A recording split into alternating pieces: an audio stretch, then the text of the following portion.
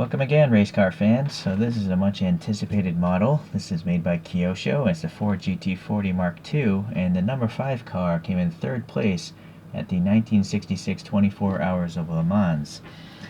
This car also sold in 2018 for around $10 million at auction, so that's an expensive car for a 3rd place finisher. Alright, so let's take a look at these photos. I think these photos are for that auction. So it's all cleaned up and everything. Sorry, let me now focus on the model there. Pretty good, Kyosho. I might be missing stuff, but quick look, well, the wheels are different, but I think that these wheels were not the ones from the race. Alright, let's see the general proportions here.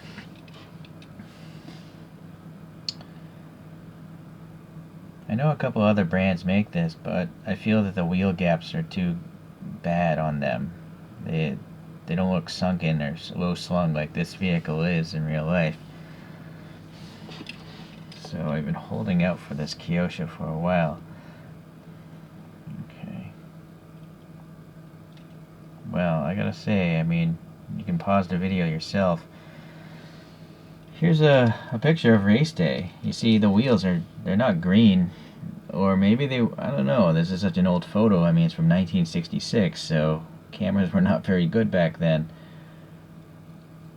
Or, well, it's a 24-hour race. Maybe a certain time of day it ran green wheels, a different time of day it ran gold wheels. I'm going to give Kyosho the benefit of the doubt here. Alright. So let's go over these details here. Kyosho, they use tampo prints in most instances, and the same here. So this is paint, so unless the model gets a bunch of paint rash, these graphics are going to look good. There's some silver paint here, and I don't know what the deal is. What is this thing? This obviously looks like a fuel filler cap with the lock, but what would this be for? Please leave a comment if you know. I'm pretty sure this bulge here, this separate piece, is for the tall driver. I don't know who was actually driving this. I apologize for not doing very good research. I will say that it's supposed to be a 7-liter engine in the back here, and it supposedly came from the Ford Galaxy that was used in NASCAR racing. The chassis itself was designed by Holman Moody, and in 1966, I believe that was the year that they did a clean sweep. So they took 1, 2, 3 from Ferrari, and then a GT40 of some sort won the 24 Hours of Le Mans for the next 3 years. So there's a 4-year winning run with Ford there. Alright, so I don't know what this is either. Maybe some vents, so the air can help cool the cabin down. These snorkels must lead into, some induction system. They're just blanked off. Alright, there's some raised hood hinges maybe, or locks possibly. And then here, this does go down, and it's nice that there's actually black paint down there. Alright, so that's a pretty good touch. Neck and ducts are molded in okay. This panel gap is not the greatest, but I don't know how old this model is. Kyosho doesn't write the date of copyright. The plastic headlights look alright. Unfortunately, there's nothing really behind them, I don't think. It's just a painted black. There's no silver, or is there? I think it's the reflection of the plastic is making it hard for me to see.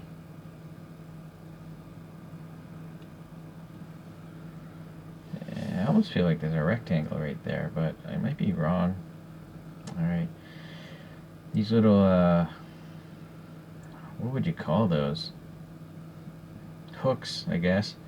I think there's a big cantilevered jack. They have a welded steel tube, and it comes here, and there's a bar, and when they push it down, it lifts up the wheels before, quick jacks that were used in racing. Probably took a strong man to lift. Well, the car couldn't have been that heavy, but still, you probably had to be strong to do it quickly. Some silver and texture here. More clear plastic, which is great for these little fog lamps. No detail there, although the way they molded it, it looks like a light bulb, so that's pretty nice. These vents are relatively deep, but no black paint, sadly. Alright, let's go to the side here. The wheels, they look pretty good.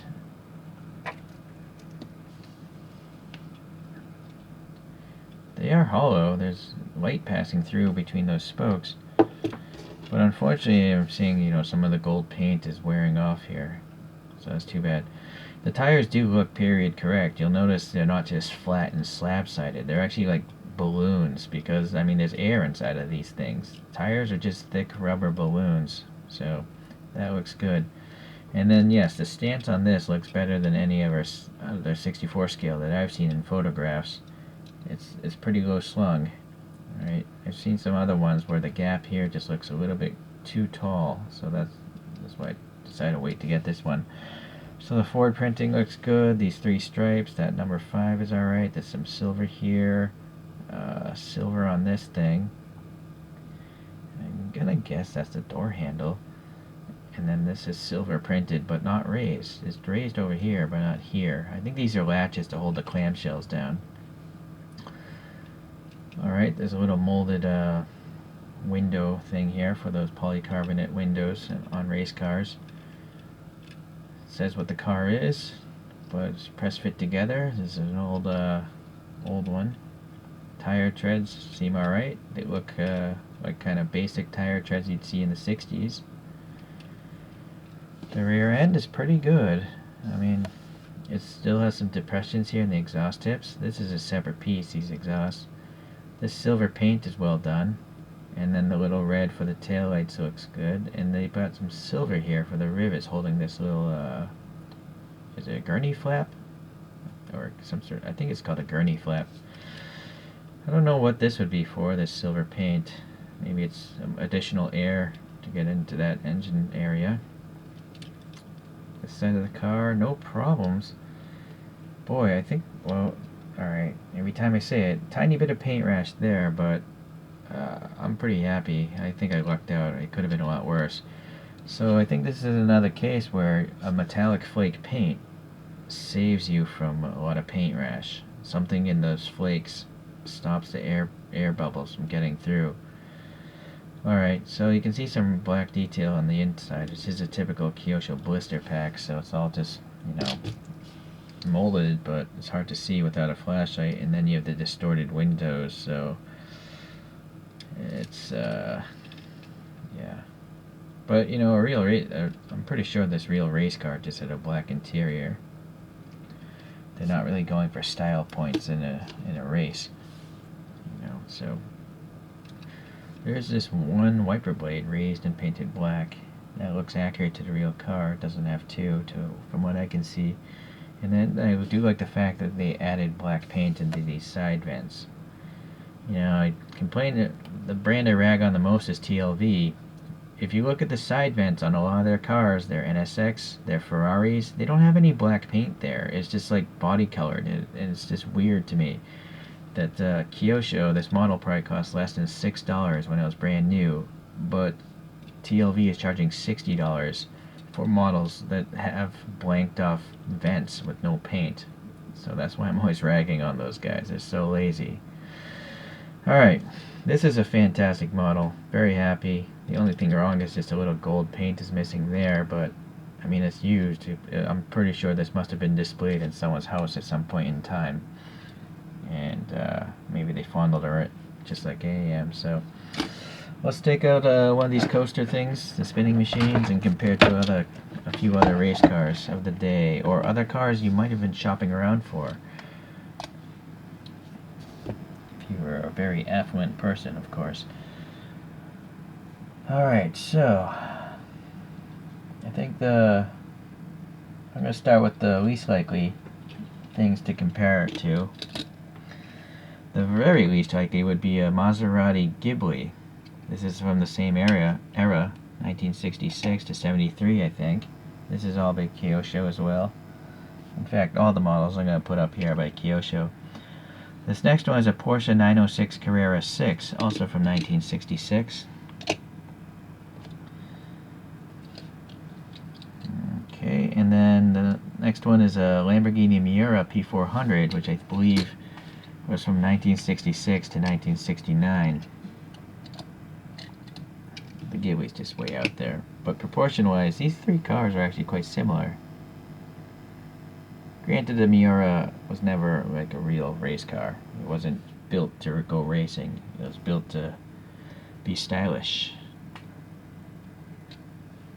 Okay, so I'm going to pull up two other models, and they're the ones that really count.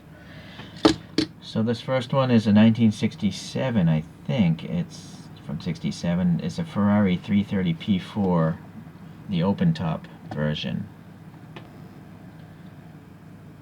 Okay, and then this last one I believe is also a 1967 330 P4, number 24 itself.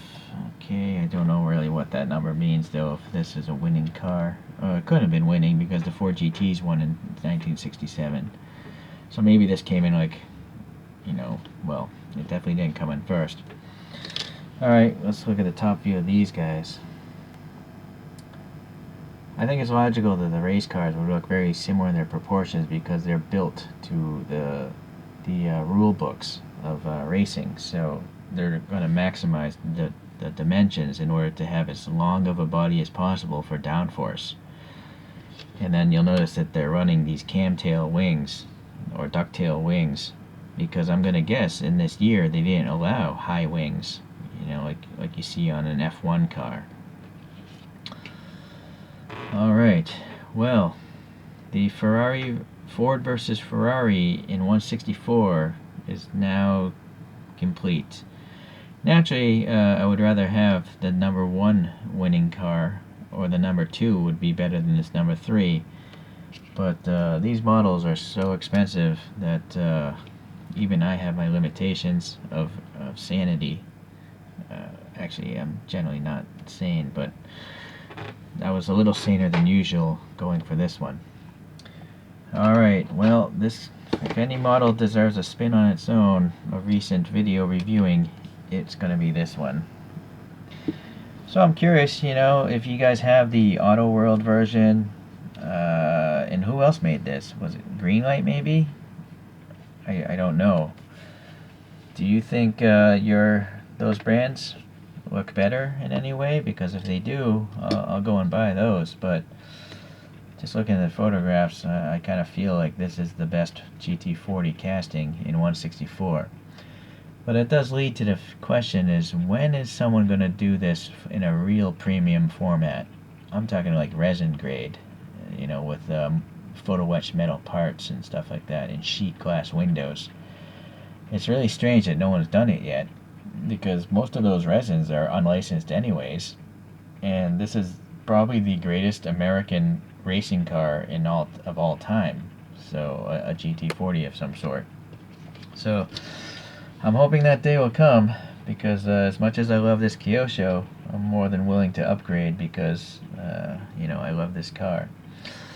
Alright guys, I will see you in the next review, but sadly the next review will probably be a lot lamer than this model. Alright, see you around.